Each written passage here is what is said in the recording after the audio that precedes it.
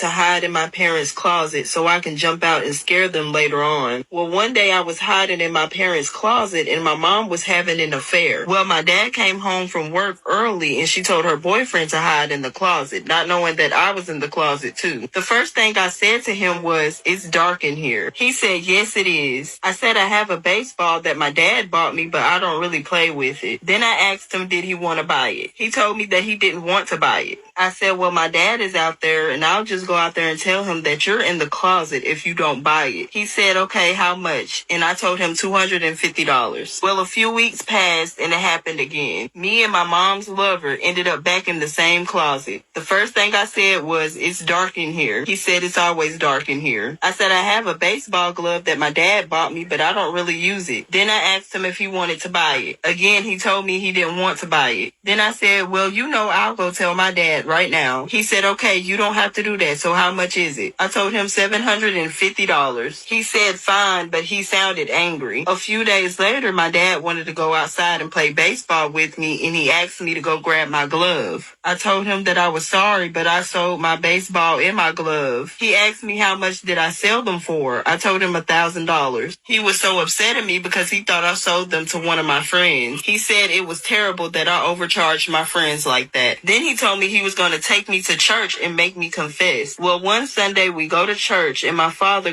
gets the priest. He makes me sit in the confession booth and he closes the door. Now the priest is waiting for me to confess, but the first thing I said was, "It's dark in here." The priest said, "Please don't start this again."